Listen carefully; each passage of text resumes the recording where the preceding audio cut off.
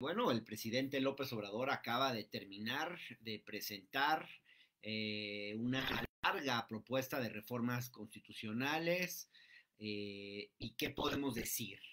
De entrada, bueno, hubo dos ceremonias hoy que tenían que ver con la Constitución, la ceremonia oficial, a la cual por primera vez en mucho tiempo no asistió el presidente, fue la secretaria de Gobernación en su representación, y el presidente asiste a su propia ceremonia, marcando un poco, una vez más, como siempre, la agenda, diciendo quiero que la atención esté puesta en mi propuesta de reforma constitucional y restándole protagonismo al acto de Estado, al acto protocolario en el cual están presentes los tres poderes, donde estaba presente un representante de la Suprema Corte, el ministro Lainez, donde estaba representado el Poder Ejecutivo, el gobernador del estado de Querétaro, los partidos de oposición, etcétera, etcétera. Este acto que vimos en Palacio Nacional fue un acto pequeño, estaba su gabinete y algunos funcionarios, su esposa, y ahí, bueno, el presidente presenta de forma muy escueta, la verdad es que no se extendió demasiado en el detalle, pero creo que son cerca de 20 puntos, digamos, de reformas constitucionales. Los fue enumerando, más o menos fueron 20, si mal no recuerdo, aunque algunos puntos tienen más de una cosa, pero bueno, lo que de entrada me parece importante subrayar es que no son solamente, como decía la crítica y como se había venido adelantando en los últimos días, no estamos escuchando solamente, digamos, propuestas de reforma constitucional que tengan un contenido electoral. Ciertamente hay algunas que claramente traen un tinte, digamos, como un poco de campaña, cosas que sabemos que no van a pasar y que aún así el presidente hábilmente las mete en la agenda un poco para forzar a la oposición a decir que no y ellos quedar mal y el presidente sacar raja política, él y su movimiento, pero hay otras, y esto creo que no se había adelantado, no lo esperábamos, que tienen que ver con llevar a la Constitución, escribir con letras de oro su programa de gobierno, algunos de los elementos de su programa de gobierno que no estaban plasmados en la Constitución y que el presidente quiere que queden en la Constitución para que queden escritos en letras de oro y no pueda haber marcha atrás. Que si llega algún gobierno, digamos, de derecha en algún momento, no pueda revertir lo que este gobierno, esta administración ha hecho. Y en ese sentido hay varias propuestas. Bueno, el presidente empieza hablando del reconocimiento a pueblos y comunidades indígenas y creo que también afromexicanas, no recuerdo si dijo afromexicanas, como sujetos de derecho público, y también consultarlos, dice, en obras que les afecten y darles legitimidad jurídica. Esto de consultarlos en obras que les afecten ya está en la consulta indígena, que es, pues que por tratados internacionales de México el país está obligado a llevar a cabo, pero digamos, ahora estaría también en la Constitución. Mete también en la Constitución, y aquí es donde digo que hay una parte de consolidación de lo hecho hasta ahora, el tema de becas a estudiantes de familias pobres en todos los niveles. Ya se había puesto, por ejemplo, en la Constitución la universalidad del programa de adultos mayores, por ejemplo, la pensión universal para adultos mayores, eso creo que se hizo en el primer año de gobierno y ahora en el último año de gobierno se busca, digamos, establecer como un derecho las becas a estudiantes, hijos de familias pobres en todos los niveles, digamos las becas Benito Juárez, que son de alguna forma una creación de este gobierno, aunque son lo que vino a sustituir, digamos, porque técnicamente ya existía el programa Oportunidades, luego Progresa, y después Prospera. Entonces, de alguna forma bien vino a sustituir el Prospera con una lógica diferente, pero de alguna forma fue el programa que vino a implementar López Obrador en sustitución de aquel. Y ahora, bueno, estaría en la Constitución como un derecho. Es una reforma importante. Atención médica integral gratuita a todos los mexicanos. Está hablando de salud universal como un derecho que estaría en la Constitución. Ahora, no dice exactamente qué significa esto. No veo exactamente cómo se baja eso a la realidad. Queda para mí, en mi opinión, como un enunciado declarativo muy general. Luego, que los trabajadores y sus familias puedan ser dueños de sus viviendas. Ahí hay un tema de derecho a la vivienda que tampoco queda muy bien aterrizado. Se habla de prohibir el maltrato animal, que creo que es muy bueno que esto quede en la Constitución, y creo que yo diría que es un tema importante, pero no necesariamente algo en lo que su gobierno haya precisamente hecho demasiado. Más bien es de hacia, pues yo diría que es algo más de tipo de tinte electoral. O sea, tiene que ver, y no digo porque no haya convicción en el tema por parte del presidente, pero nunca ha sido una prioridad, y creo que entra ahora como un tema pues que cae bien a los jóvenes y a muchos que creemos en la importancia de tratar a los animales con dignidad. Prohibir maíz transgénico y fracking, yo no esperaba esto, no recuerdo que el presidente hubiera adelantado nada al respecto. Ya se hizo de alguna manera, pero a nivel de ley. Ahora lo que se trata es establecer esa prohibición en la Constitución. Tampoco, también otro avance de su gobierno que se llega a establecer en la Constitución es el de las concesiones para la minería a cielo abierto. Prohibir la minería a cielo abierto. Bueno, es algo que este gobierno ya había estado haciendo. Este gobierno ya no dio concesiones para llevar a cabo minería a cielo abierto. Es muy contaminante y muy perjudicial al medio ambiente. Entonces, esta administración dejó de hacerlo, pero ahora lo que está planteando es prohibirlo desde la Constitución. Me parece una buena propuesta también de reforma. Hacer respetar las zonas con escasez de agua y solo autorizar en ella concesiones para uso doméstico. Bien que toque el tema del agua, la verdad es que a mí no me quedó claro qué está proponiendo ahí exactamente. Fue muy general, muy de rapidito.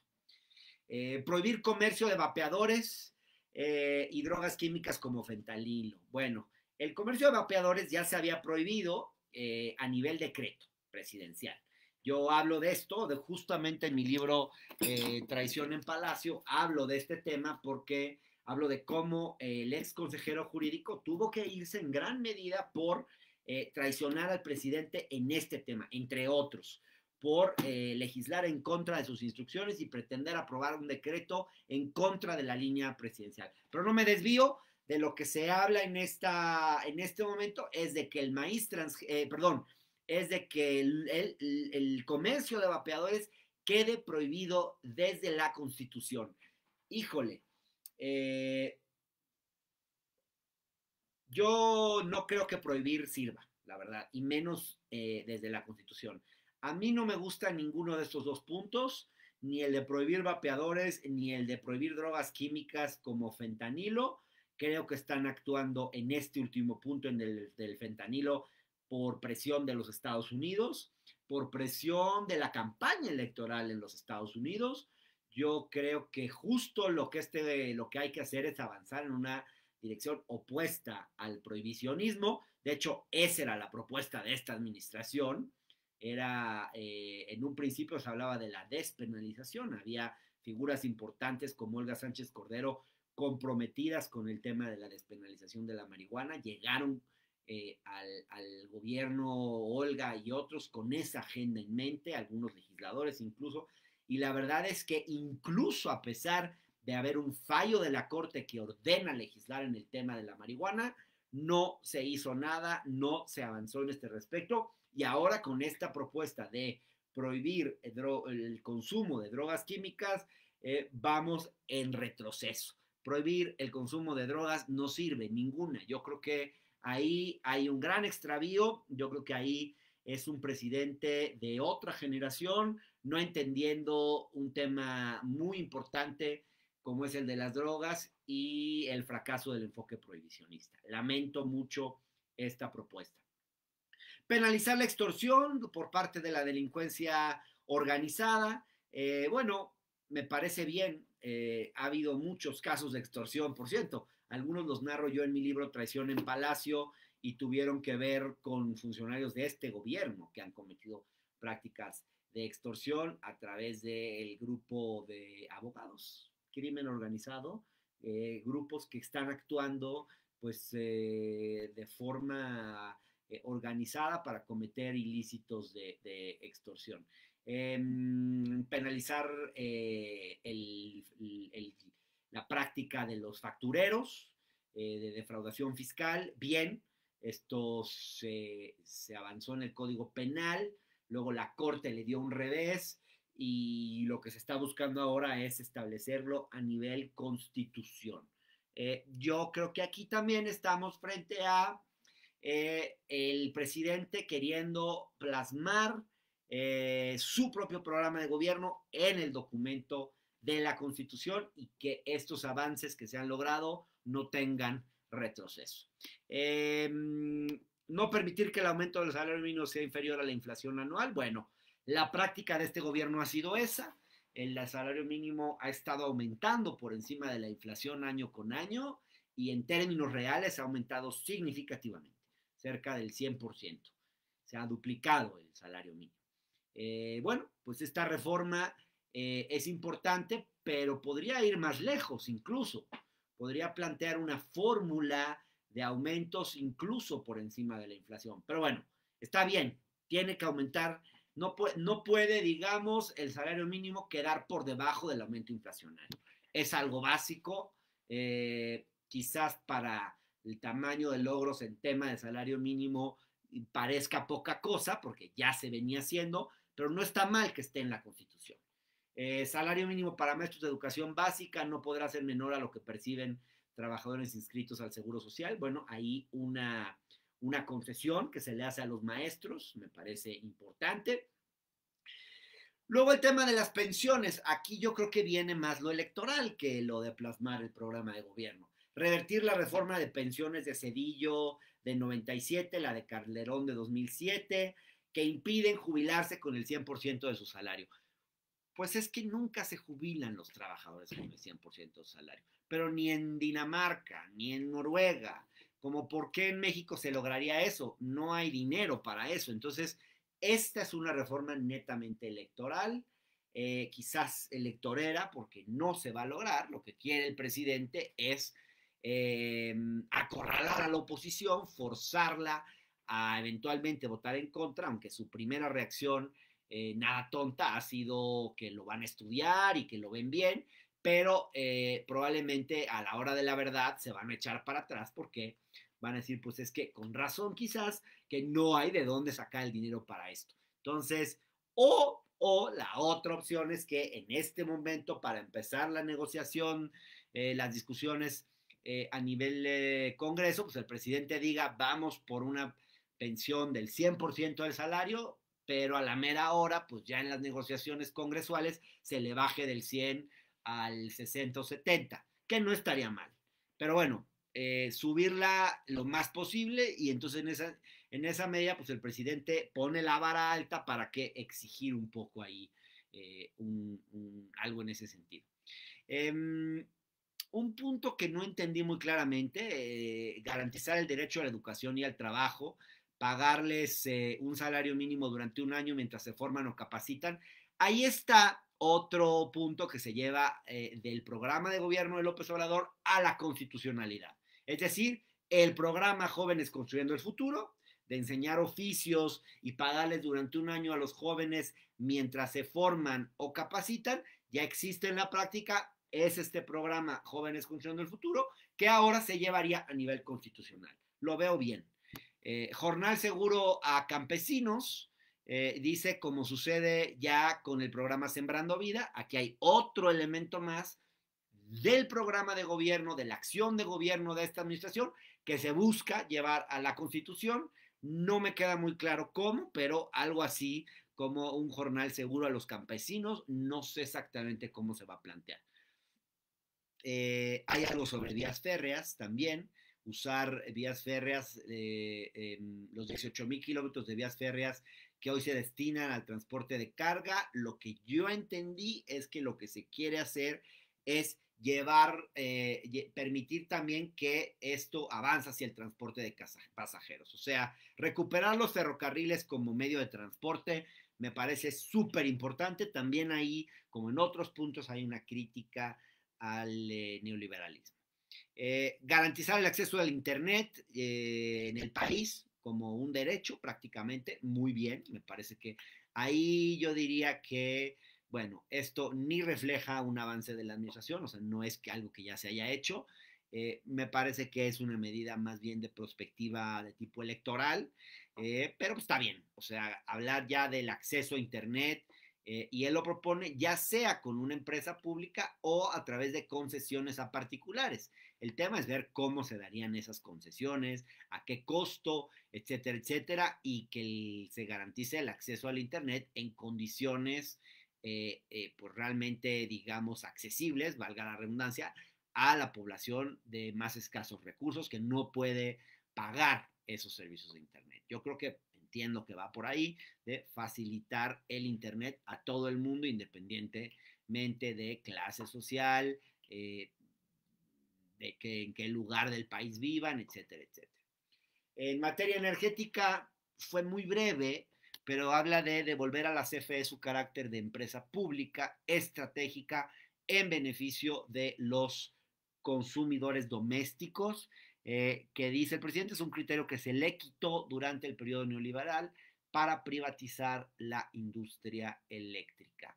Ahí hay que ver las iniciativas que se van a dar a conocer y ya podremos opinar con más claridad. Iniciativa de reforma electoral. Ese es otro punto. Bueno, yo no creo que sea un tema central para el país en este momento, aunque el presidente destaca puntos importantes, reducir gastos destinados a campañas y partidos políticos, que ojalá sí se haga, reciben mucho dinero los partidos políticos, disminuir el número de regidores, no estoy seguro que sea tan deseable, evitar excesivas estructuras burocráticas electorales. Si se hace bien y con cuidado, creo que es una buena reforma. Si se hace mal y con machete y se cortan estructuras sin pensarlo bien y al apurón, no va a ser buena idea.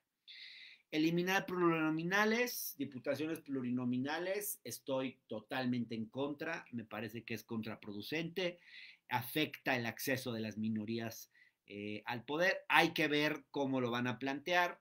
Ya en algún momento se planteó esto, Pablo Gómez hizo esa iniciativa, no pasó y bueno, había una racionalidad ahí de cómo se estaría haciendo que no estaba mal planteada.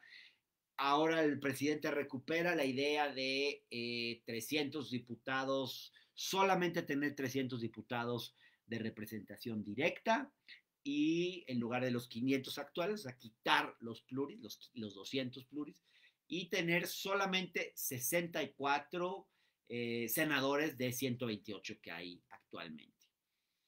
Habría que ver cómo se va a hacer, tienen pros y contras, pero yo en principio la idea de que no haya diputaciones plurinominales y todo sea uninominal, no creo que sea lo mejor. El Partido Comunista Mexicano nunca hubiera tenido registro, a menos de que se permitan pluris en el nivel local o alguna cosa así, pero de momento no lo veo muy bien, la verdad.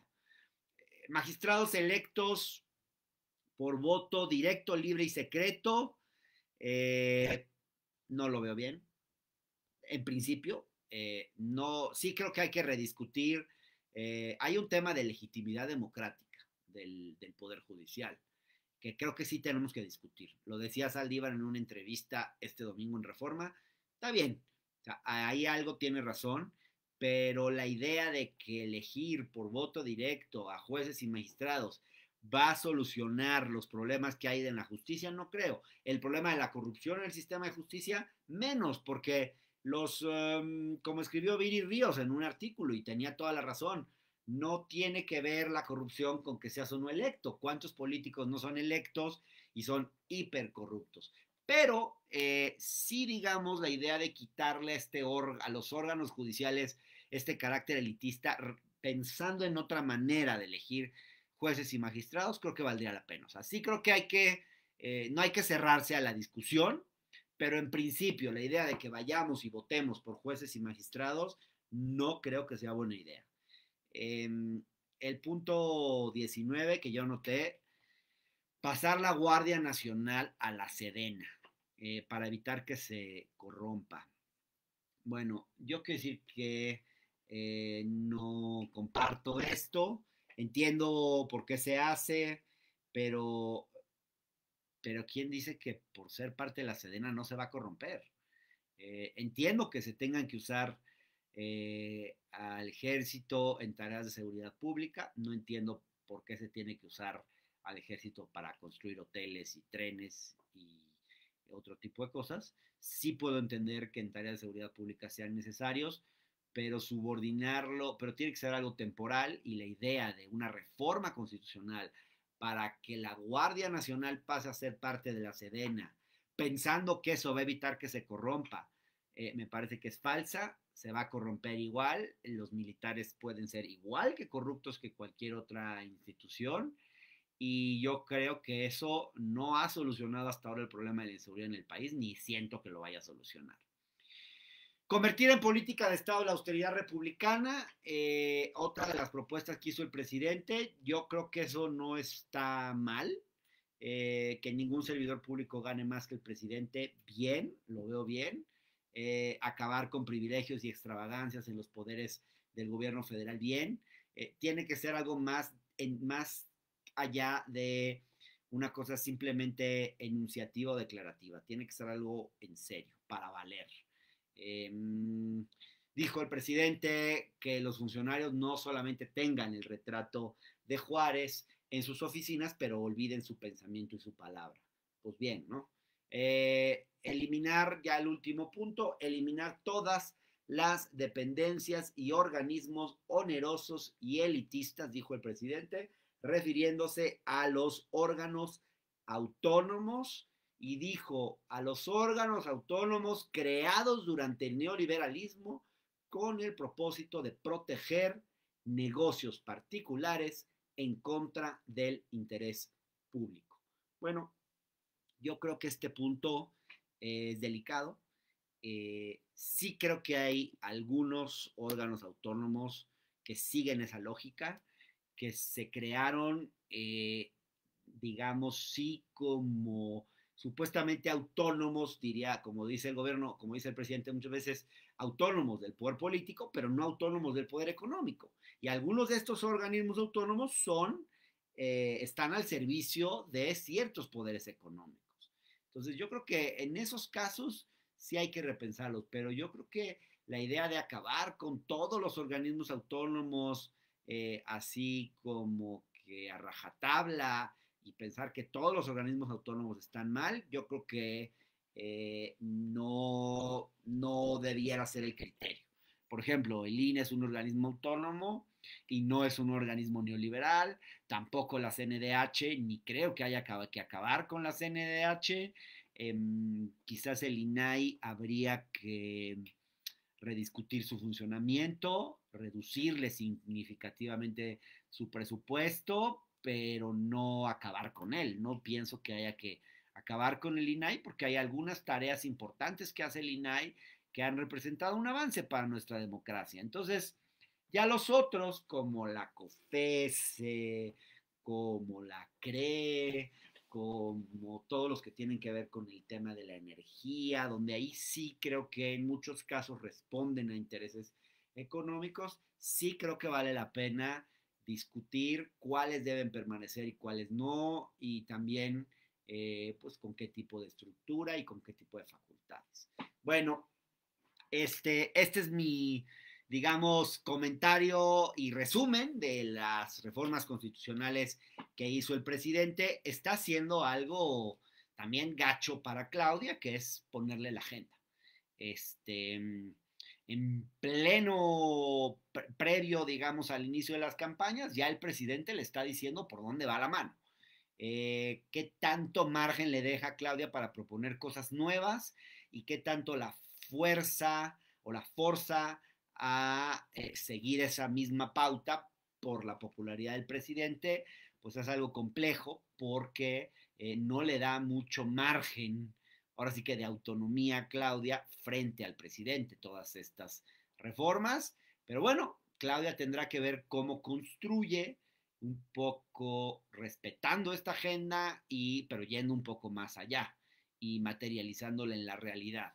Muchas de estas cosas creo que no van a pasar, muchas van a ser, como dice Ernesto Núñez, armas de distracción masiva, como las que es tan bueno el presidente en ellas, y bueno, pues habrá que un poco discriminar, ¿no? ¿Qué hay ahí? Porque hay de todo. Bueno, gracias, síganme en mis redes sociales, Twitter, Hernán Gómez B de Bueno, en el canal de Hernán en YouTube, suscríbanse a mi canal para que puedan seguir todos mis contenidos. En Facebook también tengo mi fanpage, donde ahorita están viendo este video, que también después lo vamos a subir a YouTube. Síganme en Instagram, en mi cuenta de Instagram, síganme en TikTok, también estoy ya en TikTok. Y bueno, pues gracias. Domingos estoy en el Universal, miércoles me pueden seguir en MBS, tenemos una mesa de debate con Juan Ignacio Zavala y jueves por la visita incómoda en el canal del Congreso. Gracias, saludos.